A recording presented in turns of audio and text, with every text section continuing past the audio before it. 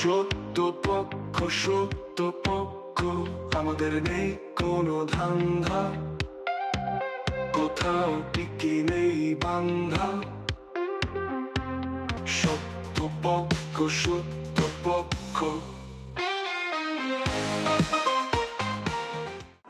সুপ্রিয় দর্শক, সত্যপক্ষের আজকের পর্বে আপনাদের সবাইকে স্বাগত জানাচ্ছি। আমি শেখ বুলবুল।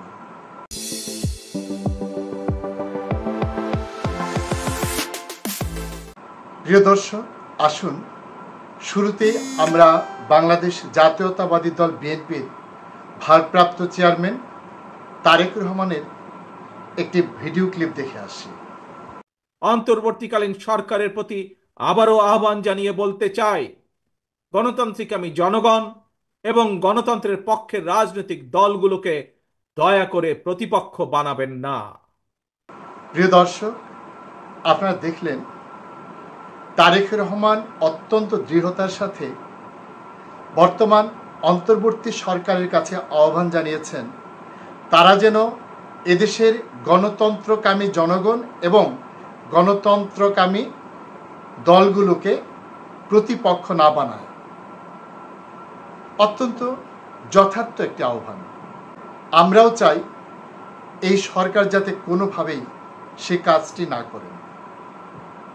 কিন্তু তারেক রহমান যে কথাটি বলতে চেয়েছেন সেটি যে আসলে প্রকৃত সত্য নয় সেটা হয়তো তিনি খেয়াল করেননি।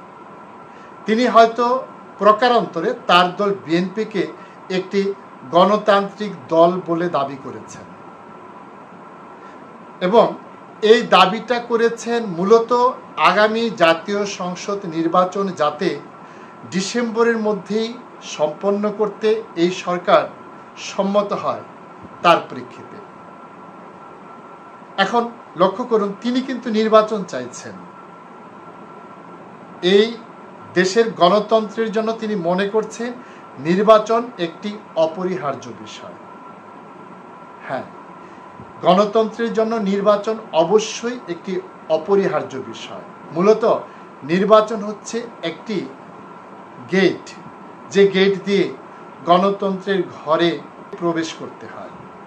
কিন্তু এখন প্রশ্ন হচ্ছে, বিএনপি কি আদৌ কোনো গণতান্ত্রিক রাজনৈতিক দল? বিএনপি মুখে গণতন্ত্রের কথা বললেও কার্যত তারা কি গণতন্ত্রে বিশ্বাস করে? কই, আমরা তো দেখিনি। এই যে বিগত সরকারের পতনের পর দীর্ঘ প্রায় 10-11 মাস পার হয়ে গেল, তারা অতীতে যে অভিযোগ করতেন সরকারের অত্যাচারের কারণে তারা তাদের দলীয় কাউন্সিল করতে পারছেন না, কিন্তু এখন তো তাদেরকে কেউ অত্যাচার করছে না, বরং ক্ষেত্র বিশেষে তারাই জনগণকে অত্যাচার করছে, তারাই অন্যদের উপর অত্যাচার করছে। কই, তারা তো এখন পর্যন্ত নিজেদের কাউন্সিল নিয়ে কোনো কথা বলেননি। নিজেদের দলে গণতন্ত্র চর্চার যে অত্যাবশ্যক শর্ত নির্বাচন, সেই নির্বাচনের তো কোনো ব্যবস্থা করেনি। তাহলে এই যে নিজেদের দলকে প্রকারান্তরে তিনি গণতান্ত্রিক দল বলতে চাচ্ছেন, এটি কি কোনো সঠিক কথা? তিনি মনে করতে পারেন, কিন্তু এদেশের মানুষ সেটা মনে করে না। এদেশের মানুষ গণতন্ত্রকামী, আর গণতন্ত্রের পূর্ব শর্ত হচ্ছে জনগণের ইচ্ছার প্রতিফলন। এই ইচ্ছার প্রতিফলনের একটি প্রক্রিয়া হচ্ছে নির্বাচন। এই নির্বাচন ছাড়াও কিন্তু জনগণ তাদের সমর্থন বা মতামত দিতে পারে, এবং তা যে কত বিপুলভাবে দিতে পারে জুলাই বিপ্লবে আমরা সেটি প্রত্যক্ষ করেছি। আমাদের দেশের যে নির্বাচন পদ্ধতি সেটাকে নানাভাবে ম্যানিপুলেটেড করা যায়, সেখানে নানা ধরনের কারসাজি করা যায়, আর তা যে করা যায় বিগত আওয়ামী লীগ সরকার বারবার সেটি প্রমাণ করেছে। কখনো নির্বাচনের আগেই 153টা সিট নিজেদের অধিকারে নিয়ে গেছে, কখনো ভোট শুরু হওয়ার আগেই রাতের নির্বাচনের মধ্য দিয়ে তারা নিজেদের ক্ষমতা নিশ্চিত করেছে।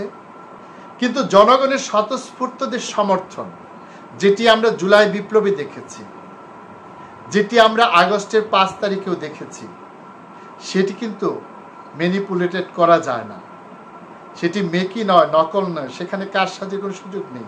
যদি অনেকেই অভিযোগ করছেন যে সেটি একটি পরিকল্পিত ষড়যন্ত্রের অংশ, এটা তারা বলতে পারেন, কিন্তু বাস্তবতা হচ্ছে যখন গণজাগরণ ঘটে, মানুষ যখন কাউকে স্বতঃস্ফূর্তভাবে সমর্থন করে, সেটি কোনো ষড়যন্ত্র দিয়ে সম্ভব হয় না, সেটি কারো কারসাজি দিয়ে সম্ভব হয় না।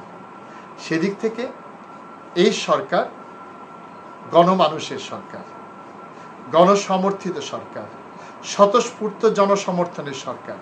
যতক্ষণ পর্যন্ত নির্বাচনের জন্য এদেশে গণতান্ত্রিক কোনো রাজনৈতিক দল তৈরি না হবে, ততক্ষণ পর্যন্ত জনগণের ম্যান্ডেট নিয়ে এই সরকারকেই ক্ষমতায় থাকতে হবে, থাকা উচিত। যখন দেশের রাজনৈতিক দলগুলো নিজেদের মধ্যে গণতন্ত্রের চর্চা করে ভোটাভুটি বা কাউন্সিলের মাধ্যমে তাদের যোগ্য নেতৃত্ব গড়ে তুলবে, মাঠ পর্যায় থেকে সেটি যখন কেন্দ্রীয় পর্যায়ে আসবে, তখন আমরা সেই দলটিকে বলবো গণতান্ত্রিক দল, এবং তারা তখনই যৌক্তিকভাবে দাবি করতে পারবে যে এদেশে একটি নির্বাচন দরকার। আমরা যদি মৌলিক যে ইউনিট রাজনৈতিক দল, তার যে ওয়ার্ড পর্যায়ের সংগঠন, সেখানে যদি আমরা নির্বাচন না দেখি, সেখানে যদি আমরা কাউন্সিল না দেখি, তাহলে সেখান থেকে তো একনায়কতন্ত্র শুরু হচ্ছে উল্টো পথের রাজনীতি। সেই উল্টো পথের রাজনৈতিক কোনো শক্তির কাছে দেশ কি নিরাপদ?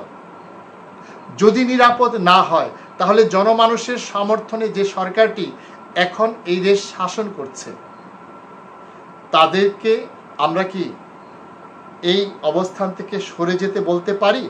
সাধারণ জনগণ কি এতটাই পাগল হয়ে গেছে তারা তাদের সরকারকে অপসারণ করে, যেসব দলের মধ্যে কোনো ধরনের গণতন্ত্রের চর্চা নেই, যারা বিশেষ কোনো শক্তি বা বিশেষ কোনো গ্রুপের উদ্দেশ্য সাধন করার জন্য রাজনীতিকে কলুষিত করে এদেশের ক্ষমতা দখল করতে চায়, তাদের হাতে কি এদেশে মানুষ আবারও ক্ষমতা তুলে দিবে? তারেক জিয়া, আপনি আবার একটু অনুধাবন করুন, আপনি কি বলেছেন, কেন বলেছেন, সেটা এদেশের মানুষ বুঝে। আপনি একটু ভেবে দেখুন, গণতন্ত্রকামী মানুষের প্রতিপক্ষ কি এই সরকার, না আপনি এবং আপনার দল? এই আত্মোপলব্ধি যতদিন পর্যন্ত না আসবে, ততদিন পর্যন্ত আপনাদের প্রতি সাধারণ জনমানুষের আস্থা তৈরি হবে না। আপনি নিশ্চয় স্বীকার করবেন, আপনারা দীর্ঘদিন যে আন্দোলন করেছেন, সেই আন্দোলনে আপনাদের নেতাকর্মীর বাইরে কোনো সাধারণ মানুষ কিন্তু সম্পৃক্ত হয়নি।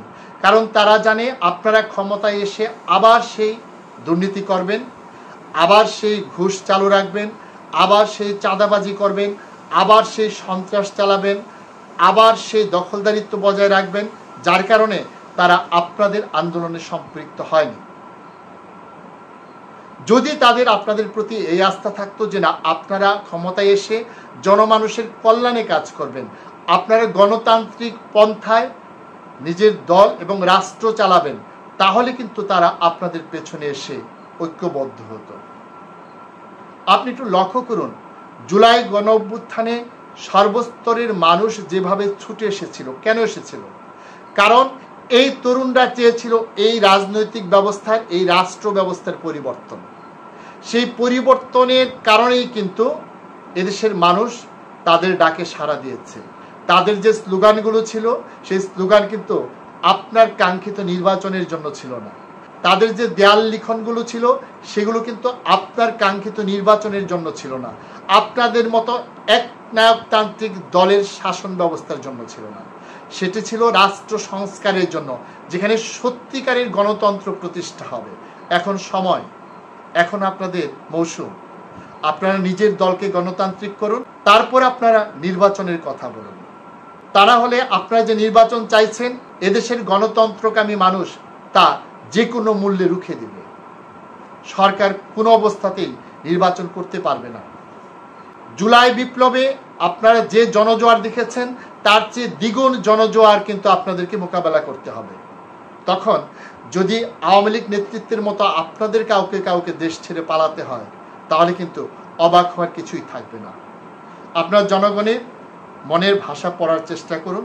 যদি আপনারা নিজেদের উপলব্ধি দিয়ে অনুভব দিয়ে সেটি পড়তে না পারেন, তাহলে এই নির্বাচনের তারিখ ঘোষণার পর বিভিন্ন গণমাধ্যম যেসব জনমত জরিপ করেছে তার ফলাফলগুলো একটু দেখুন। কে গণতন্ত্রকামী মানুষের প্রতিপক্ষ হয়েছে, আপনারা না বর্তমান সরকার? এসব দেখে যদি আপনাদের আত্মোপলব্ধি হয় তাহলে সেটি একদিকে যেমন দেশের জন্য ভালো, তেমনি আপনার দলের জন্য ভালো। কেবল দল নয়, আপনার এবং আপনার পরিবারের ভবিষ্যৎ নিরাপত্তার জন্য ভালো।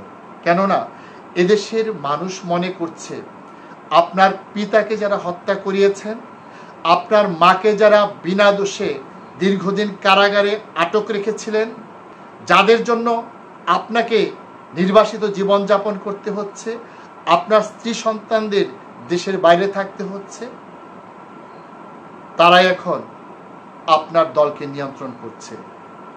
আপনার দলের বিশেষ বিশেষ কিছু নেতাকে প্রচণ্ডভাবে নিয়ন্ত্রণ করছে এবং তাদের মধ্য দিয়ে আপনাকেও নিয়ন্ত্রণ করছে। আপনার দলকে যারা ভালোবাসত, আপনার দলের যারা সমর্থক ছিল, তারা কিন্তু সেই শক্তির আধিপত্য আস্ফালন কখনোই কোনো অবস্থাতেই মেনে নেবে না। কারণ আপনি মনে রাখবেন, আপনার দলের যারা সমর্থক তাদের অধিকাংশই হচ্ছেন আপনার বাবার ভক্ত, আপনার মায়ের ভক্ত। আপনার প্রতি তাদের একটি অংশের বিরক্তি থাকলেও আপনাকেই তারা ভরসা করেছিলেন, সেই ভরসা কিন্তু আপনারা রাখতে পারছেন না।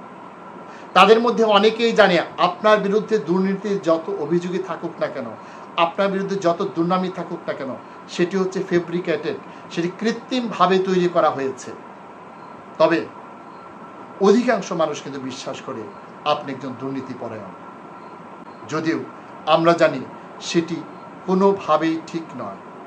এটি হচ্ছে যে শক্তির পুতুল হয়ে আপনি এখন নাচতে চাইছেন বা আপনাকে নাচানো হচ্ছে, সেই শক্তির অপপ্রচারের একটি বড় ফসল যে তারেক রহমান হচ্ছে এদেশের শ্রেষ্ঠ দুর্নীতিবাজ, যা আজ পর্যন্ত কারো পক্ষে প্রমাণ করা সম্ভব হয়নি। তাই আমরা বলবো, আপনি যে ভুল পথে পা বাড়িয়েছেন সে পথ থেকে ফিরে আসুন। এদেশের গণতন্ত্রকামী মানুষের মনোভাব বোঝার চেষ্টা করুন। সত্যিকার অর্থে আপনি একটি গণতান্ত্রিক দলের প্রধান ব্যক্তি হয়ে উঠুন। শেষবারের মতো বলছি, আপনি জাতীয় নির্বাচনের আগে নিজের দলের মাঠ পর্যায় থেকে নির্বাচন শুরু করুন। তাহলে দেখবেন আপনার দলে যারা আপনাকে মিসগাইড করছে, যারা দলকে বিপথে ঠেলে দিচ্ছে, তারা আপনি গণমানুষের ভোটাধিকারের মাধ্যমে দল থেকে সরে যাবে অথবা সরে যেতে বাধ্য হবে। সুপ্রিয় দর্শক, আজকের মতো এখানেই শেষ করছি। আপনাদের সাথে আবারও দেখা হবে। সে পর্যন্ত আপনারা সবাই ভালো থাকুন, সুস্থ থাকুন। আল্লাহ হাফেজ।